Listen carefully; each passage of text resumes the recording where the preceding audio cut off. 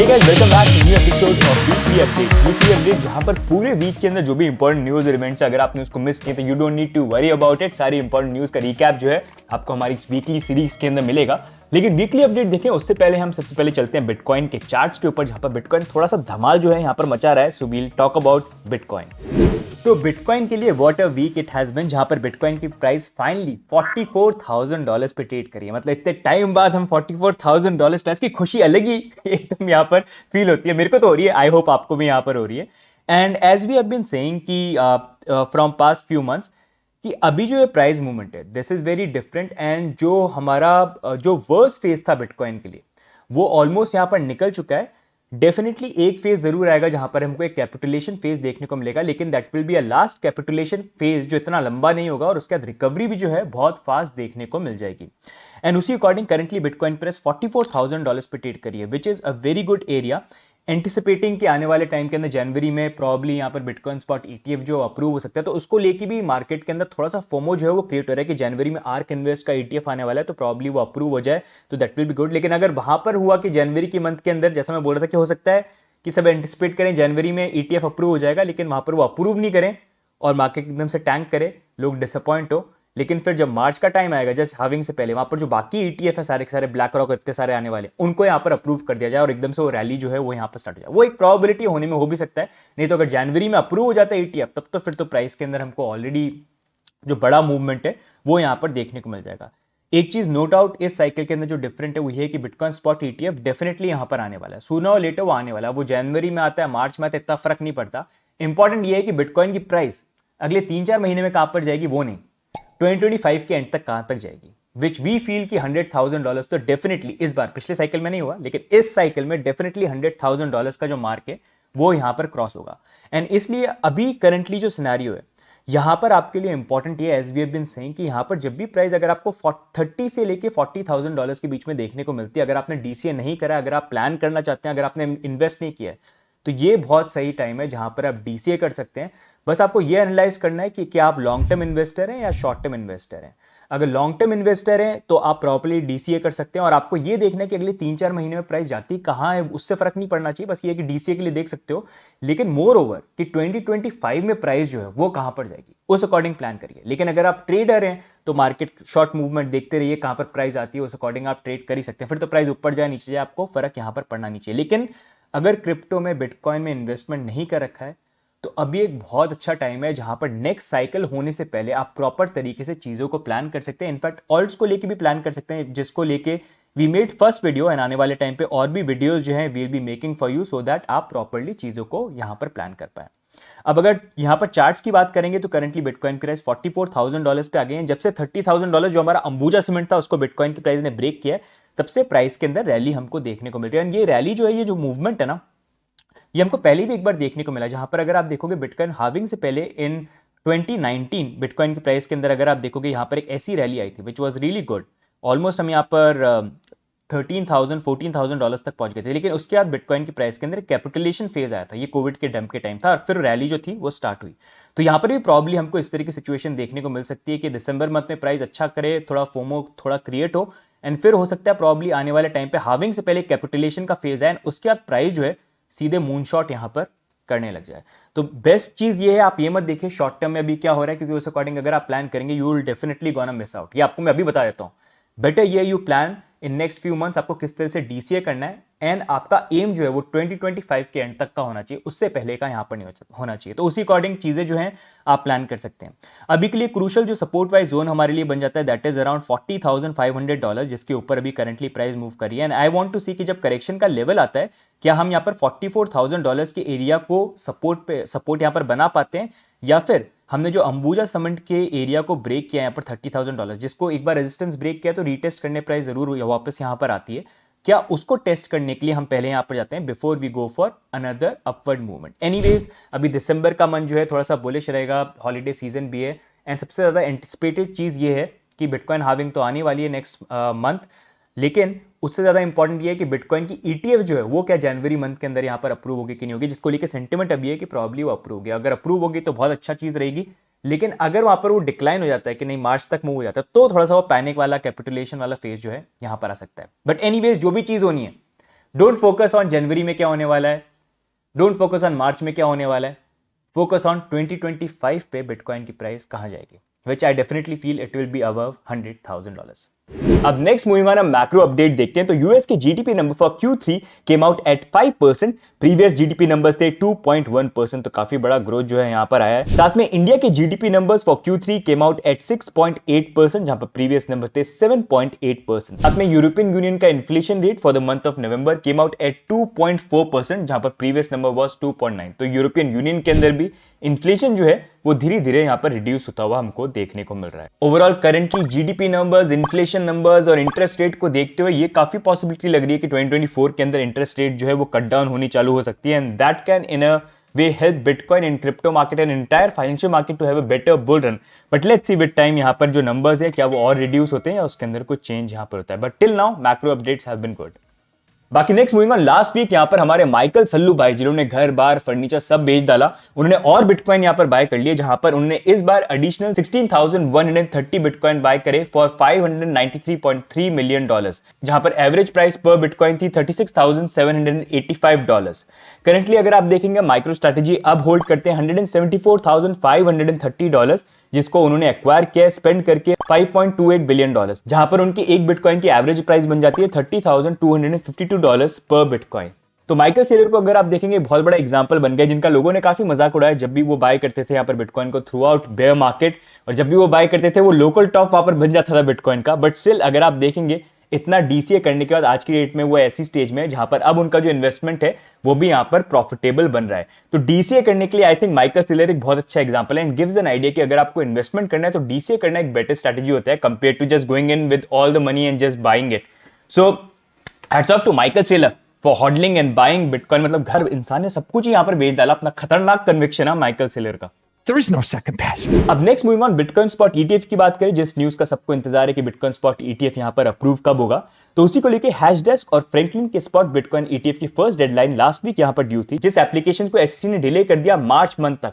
अगर आप देखेंगे लास्ट वीक सिर्फ उनकी फर्स्ट डेडलाइन जो 17 नवंबर को थी वो यहां पर ड्यू थी, और इसका सेकंड डेडलाइन 1 जनवरी को यहां पर आने वाली थी, लेकिन एसईसी ने यहां पर डिसाइड किया कि फर्स्ट और सेकंड दोनों जो डेडलाइन है उसको यहां पर डिले करेंगे और सीधे उनको मूव कर देंगे थर्ड डेडलाइन जो मार्च के अंदर यहां पर बन जाती है, जहां पर बहुत सारे बड़े बड़े जो ईटीएफ है उनकी फाइनल डेडलाइन भी जो है वो मार्च के अंदर आने वाली है। इससे थोड़ा इंडिकेशन ये बन रहा है कि हो सकता है पॉसिबली एसईसी प्लान कर रही है कि डिसीजन लेना है तो मार्च तक हम लेंगे, शायद जनवरी में उनका प्लान यहां पर नहीं हो। बट एनीवेज ये डिले होने के बाद अब सबकी नजर यहां पर आर्क इन्वेस्ट के स्पॉट ईटीएफ के ऊपर है, जो यहां पर 10 जनवरी को ड्यू होने वाली है, और वहीं पर अगर आप देखेंगे जनवरी में 14 और 15 जनवरी को बाकी जितने बड़े ईटीएफ हैं जैसे ब्लैक रॉक वगैरह बाकी हो गए, उनकी भी थर्ड डेडलाइन यहां पर आने वाली है। तो इंपॉर्टेंट ये रहेगा देखना कि क्या फर्स्ट सेकंड वीक ऑफ जनवरी के अंदर हमको बिटकॉइन स्पॉट ईटीएफ अप्रूव होते हुए देखने को मिलते हैं, या फिर वो यहाँ पर रिजेक्ट और डिले होते हैं, और फिर फाइनली वो मार्च में जाके जहां पर मेजॉरिटी जितने भी ईटीएफ है उनकी फाइनल डेट आने वाली है वहां पर जाके वो अप्रूव करें। So first and second week of January is going to be very important to see कि क्या वहां पर अप्रूव होता है नहीं होता है। अगर अप्रूव होता है तो मार्केट डेफिनेटली खतरनाक तरीके से पंप करेगा, लेकिन अगर डिक्लाइन होता है तो हो सकता है मार्केट में हमको कैपिटुलेशन और पैनिक थोड़ा सा यहां पर देखने को मिल जाए। बाकी next moving on arc invest, जिनकी ईटीएफ के बारे में हमने बात करी जो ड्यू है यहाँ पर 10 जनवरी को। अगर आप देखेंगे करंटली वो बहुत ज्यादा अपने कॉइनबेस के और ग्रेस के जीबीटीसी के शेयर्स जो है वो सेल कर रहे हैं, जिनको उन्होंने यहाँ पर अक्यूमुलेट किया था बेयर मार्केट के अंदर। अगर आप देखेंगे लास्ट वीक के अंदर आर्क इन्वेस्ट ने काफी सारे कॉइनबेस के शेयर्स जो हैं वो 3 पार्ट्स के अंदर सेल किए, जहां पर फर्स्ट सेल उन्होंने किया 27 नवंबर को, जहां पर 43,956 कॉइनबेस शेयर्स वर्थ $5.3 मिलियन उन्होंने सेल करे। उसके बाद ऑन वेडनेसडे उन्होंने 38,668 Coinbase share worth $5 million sell करे, एंड उसके बाद थर्ड सेल उन्होंने यहां पर करी ऑन थर्सडे, जहां पर 37,377 कॉइनबेस शेयर उन्होंने सेल करे वर्थ $4.7 मिलियन। सो ओवरऑल अगर आप देखेंगे इस वीक के अंदर $15 मिलियन वर्थ ऑफ कॉइनबेस के शेयर्स उन्होंने यहां पर सेल करे। तो यहां पर कंटिन्यूसली आर्क इन्वेस्ट जो शेयर्स को सेल करिए, क्या वो एक तरह से इंडिकेशन ये बन रहा है कि वो अपने स्पॉट ईटीएफ की एप्लीकेशन अप्रूव होने से पहले प्रिपेयर कर रहे हैं कि उनके पास फंड्स हो कि जब ईटीएफ अप्रूव होता है तो वहां पर बिटकॉइन बाय करना है लॉन्च करने के लिए, they have enough funds in cash, या फिर वो जस्ट नॉर्मल एक मार्केट मूवमेंट है जहां पर they are just booking some profit. At this time it's hard to know, but there can be possibility, क्योंकि उनका ईटीएफ यहां पर आने वाला है शायद इसलिए पॉसिबली वो यहां पर ये सेल करे। But let's see what happens. बाकी आपको क्या लगता है, are they preparing for it, या फिर आपको लगता है कि नहीं that's like normal profit booking movement by them. बाकी नेक्स्ट मूविंग ऑन हम बात करते हैं बाइनेंस और सीजी की, जहां पर सीजी ने करंटली स्टेप डाउन किया एज सीईओ ऑफ बाइनेंस। अगर आप देखेंगे यहाँ पर सीजी फिर भी chairman of board of directors थे, लेकिन अब उस पोजीशन से भी सीजी ने यहाँ पर स्टेप डाउन कर दिया, जहां पर उनकी खुद की जो वोटिंग राइट्स थी वो भी एक प्रॉक्सी अरेंजमेंट के ऊपर आ गई। तो ओवरऑल यहाँ पर ये कि यूएस के जो डिपार्टमेंट्स हैं वो चाहते हैं कि सीजी का किसी तरह से भी इन्फ्लुएंस या कंट्रोल जो है वो बाइनेंस के ऊपर कहीं पर नहीं हो। तो उनके जो भी राइट्स हैं, अगर एज ए सीईओ भी स्टेप डाउन कर दिया तो उसके बाद भी ऐसा कोई उनका इन्फ्लुएंस नहीं होना चाहिए जहां पर बाइनेंस पे वो चीज़ों को कर पाए। इसी कारण से यहाँ पर बाइनेंस के अंदर भी सीजी ने स्टेप डाउन किया है, जहां पर वो chairman of board of directors थे वहां से भी उनको स्टेप डाउन करना पड़ गया है, जहां पर एक तरह से वो थोड़ा बाइनेंस से उनको अलग करने की कोशिश यहाँ पर हो रही है। जहां पर अगर आप देखेंगे करंटली बाइनेंस के जो नए सीईओ हैं रिचर्ड टैंग, वो यहाँ पर उन्होंने टेक ओवर कर गया है। ही प्लान्स की कंप्लायंस को फॉलो करके बाइनेंस को वो और आगे लेके जाए। तो अब जो पूरा बाइनेंस जो है उनके हाथों में है, let's see how he plans things and आगे चीजें किस तरह से मूव करती है। लेकिन अभी भी बाइनेंस यूएस जो है वो नॉर्मल रीड के अंदर ही यहाँ पर चल रहा है, जहां पर उनके भी पेंडिंग लॉ सूट चल रहा है against SEC, where we need to see how things play out. बाकी next moving on, football star Cristiano Ronaldo, उनके अगेंस्ट में $1 बिलियन का लॉ सूट यहाँ पर फाइल हुआ है against promoting unregistered securities in partnership with Binance. अगर आपको ध्यान हो, बाइनेंस ने यहाँ पर रिसेंटली पार्टनरशिप करी थी रोनाल्डो के साथ, जहां पर काफी प्रमोशंस भी करे थे और उनका खुद का एनएफटी कलेक्शन भी यहाँ पर लॉन्च हुआ था। तो उसी को लेकर अब उनके अगेंस्ट में यहाँ पर एक्यूजेशन लगाए कि उन्होंने एक डिसेप्टिव एडवर्टाइजिंग करी है। यहाँ पर बाइनेंस का जो एलिज फ्रॉड है उसके अंदर वो कहीं ना कहीं यहाँ पर इन्वॉल्व थे। तो अब उसी को लेके यहाँ पर केस जो है चल रहा है। बाकी नेक्स्ट मूविंग ऑन, बाइनेंस ने जब से यहाँ पर यूएस के अंदर सेटलमेंट किया और वो न्यूज निकल गया है, उसके बाद बाकी कंट्रीज जो है वो भी बाइनेंस के अगेंस्ट में एक्शन ले रही हैं। जहां पर अगर आप देखेंगे फिलीपींस के अंदर एसईसी ने यहाँ पर इशू करी एक एडवाइजरी रिगार्डिंग बाइनेंस, जहां पर उन्होंने बोला है कि बाइनेंस फिलीपींस के अंदर विदाउट ऑथराइजेशन यहाँ पर वर्क कर रहा है एंड वो सोशल मीडिया के ऊपर अपने प्लेटफॉर्म को यहाँ पर प्रमोट कर रहे हैं। और उन्होंने बोला कि जो लोग यहाँ पर ऐसा ब्रोकर या प्रमोटर की तरह काम कर रहे हैं, जहां पर वो बाइनेंस को जो अनरजिस्टर्ड एंटिटी है उसको यहाँ पर प्रमोट कर रहे हैं, उनके अगेंस्ट में यहाँ पर क्रिमिनल चार्जेस लग सकते हैं एंड अप टू 5 मिलियन के फाइन लग सकते हैं, साथ में जेल टाइम भी यहाँ पर हो सकता है। साथ में उन्होंने ये भी चीज अनाउंस करी कि एडवाइजरी के 3 महीने बाद बाइनेंस के ऊपर जो एक्सेस है वो पूरी कंट्री के अंदर यहाँ पर ब्लॉक हो जाएगा। और ये 3 महीने का टाइम इसलिए दिया है कि जो भी यहाँ पर फिलिपिनो लोग या फिर फिलीपींस के सिटीजन है, अगर उनके कोई फंड्स हैं यहाँ पर क्रिप्टो के, तो वो यहाँ पर विड्रॉ कर पाए। अब बाकी फिलीपींस से मूव करेंगे तो नेक्स्ट हम थाईलैंड के ऊपर आते हैं, जिसके ऊपर रिसेंटली बाइनेंस ने अनाउंस किया था कि उन्होंने गल्फ एनर्जी के साथ यहाँ पर पार्टनरशिप करी है, जहां पर वो अपने एक्सचेंज को एक्सपैंड करना चाहते हैं थाईलैंड के अंदर। तो अब यहाँ पर थाईलैंड के सिक्योरिटीज एंड एक्सचेंज कमीशन जो है they are also looking into Binance and Gulf Energy की पार्टनरशिप की कैसे वो एक्सचेंज को यहाँ पर बना रहे हैं, बिकॉज दे आल्सो नोटिस कि यूएस के अंदर जो सेटलमेंट वगैरह हुआ है तो भी काफी एक्सटेंसिवली उसको स्क्रूटनाइज कर रहे हैं और देख रहे हैं कि क्या उनको यहाँ पर प्लेटफॉर्म को लॉन्च करने देना चाहिए कि नहीं देखना चाहिए। तो थोड़ा सा टफ टाइम जो है करंटली यहाँ पर बाइनेंस के लिए चल रहा है एंड लेट्स होप कि आने वाले टाइम पे जो चीजें हैं उनको यहाँ पर वो फिक्स कर पाए। बाकी नेक्स्ट मूविंग ऑन, बाइनेंस का स्टेबल कॉइन BUSD, उसको लेके बाइनेंस कंप्लीट अपना सपोर्ट सीज करने वाले हैं 15th of December 2023 से। लेकिन नॉट टू वरी, यहाँ पर जो BUSD अगर आप होल्ड करते हैं उसकी बैकिंग जो है फिर भी यहाँ पर $1 के साथ यहाँ पर रहेगी, तो आप उसको रिडीम कर सकते हैं February 2024, तो तब तक का आपके पास टाइम है। लेकिन उससे पहले अगर आपको बाइनेंस से उसको विड्रॉ करने या कोई चीज करने तो आप वो कर सकते हैं, क्योंकि 15th of December के बाद वो जो कंप्लीट सपोर्ट है वो बाइनेंस प्लेटफॉर्म के ऊपर से यहाँ पर हटाने वाले। तो इट्स बेटर कि BUSD अगर आप होल्ड करते हैं तो दूसरे स्टेबल कॉइन के अंदर उसको कन्वर्ट कर लें, या फिर एटलीस्ट प्लेटफॉर्म के ऊपर से अगर विड्रॉ करना चाहें तो वो यहाँ पर आप कर सकते हैं। बाकी नेक्स्ट मूविंग ऑन, यूके की बात करते हैं तो यूके की गवर्नमेंट ने यहाँ पर एक वार्निंग इशू करी वेंसडे को, जहां पर उन्होंने बोला कि क्रिप्टो यूजर जो क्रिप्टो के अंदर ट्रेड करते हैं और अगर उन्होंने अच्छे कैपिटल गेन्स या प्रॉफिट यहाँ पर कमाए हैं लेकिन इनकम टैक्स जो पे नहीं किया है, तो खुद वॉलंटियर करके वो डिस्क्लोज करें कि भाई कितना प्रॉफिट था जो उन्होंने पहले पे नहीं किया है एंड विद इन 30 डेज ये जो टैक्सेस ड्यू है जो उन्होंने पे नहीं करे उसको यहाँ पर पे करें। अगर वो ऐसा यहाँ पर नहीं करते हैं तो यूके ट्रेजरी जो है वो इन्वेस्टिगेट करेगी एंड फिर अगर वहां पर पाया गया कि यूजर की गलती थी, उन्होंने पैसे कमाए लेकिन टैक्स को पे नहीं किया, तो उनके अगेंस्ट में यहाँ पर एक्शन लिया जा सकता है और पेनल्टीज यहाँ पर फेस करी जा सकती है। अब बाकी नेक्स्ट मूविंग ऑन, ब्राजील के ऊपर मूव करेंगे तो ब्राजील ने इंट्रोड्यूस किया flat 15% tax on crypto earning. Brazil का सेनेट जो है उन्होंने अप्रूव किया एक नए यहाँ पर रूल को, जहां पर 15% फ्लैट टैक्स यहाँ पर देना है अगर आपका क्रिप्टो प्रॉफिट यहाँ पर हो रहा है वर्थ मोर देन $1,200। अब ये जो फाइनल लॉ है सेनेट में तो यहाँ पर अप्रूव हो चुका है, लेकिन अब यहाँ पर ब्राजील के प्रेसिडेंट का फाइनल सिग्नेचर जो है सिर्फ वो यहाँ पर पेंडिंग है। एक बार वो यहाँ पर सिग्नेचर हो जाता है तो उसके बाद ये जो नया रूल है ये लॉ यहाँ पर बन जाएगा। बाकी next moving on, last week US treasury ने यहाँ पर एक और क्रिप्टो मिक्सर को यहाँ पर सैंक्शन किया।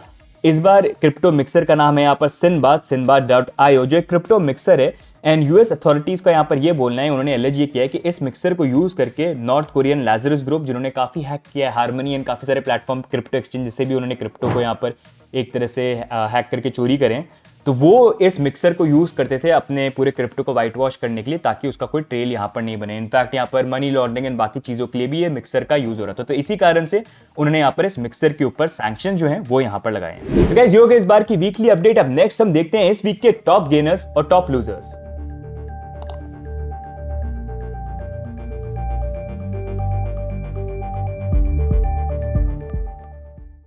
अब नेक्स्ट मूविंग ऑन हम देखते हैं fun fact of the week, जहां पर इस बार हैक ऑफ द वीक भी इसी सेगमेंट के अंदर आ गया, जहां पर लास्ट वीक हमको काइबर नेटवर्क के ऊपर हैक देखने को मिला अराउंड 47 to 48 मिलियन डॉलर्स का।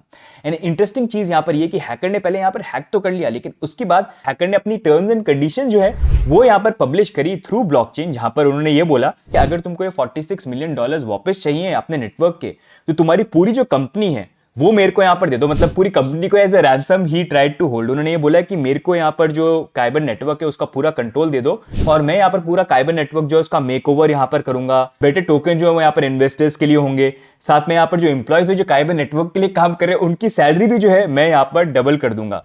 लेकिन ये जो कंडीशंस है मेरी, ये 10th of December तक की वैलिड है, तो अग्री करना है तो अभी यहाँ पर अग्री कर दो, फिर मैं 46 मिलियन डॉलर्स यहाँ पर रिटर्न कर दूंगा, लेकिन पूरी कंपनी मेरे को यहाँ पर आप दे दो। तो यहाँ पर हैकर जो है खतरनाक मतलब डिमांड जो है यहाँ पर रखी है। अब देखना यहाँ पर ये है कि यहाँ पर काइबर नेटवर्क जो है इस पूरी सिचुएशन को किस तरह से हैंडल करते हैं। तो क्रिप्टो के अंदर हैक्स और ये जो सारे इंसिडेंट होते हैं, they are always like there is always so much fun in this, जिस तरह से चीजें जो है पूरी यहाँ पर प्ले आउट होती है। what do you think about this? Do let us know in the comment. तो guys, ये हो गया इस बार की weekly updates. if you do like this weekly update, do subscribe। बाकी what are your viewpoints about the market, bitcoin, पूरे market को लेके do let us know in the comments। बाकी मिलेंगे हम नेक्स्ट अपडेट के अंदर, तब तक के लिए bye and take care. see you guys, bye bye।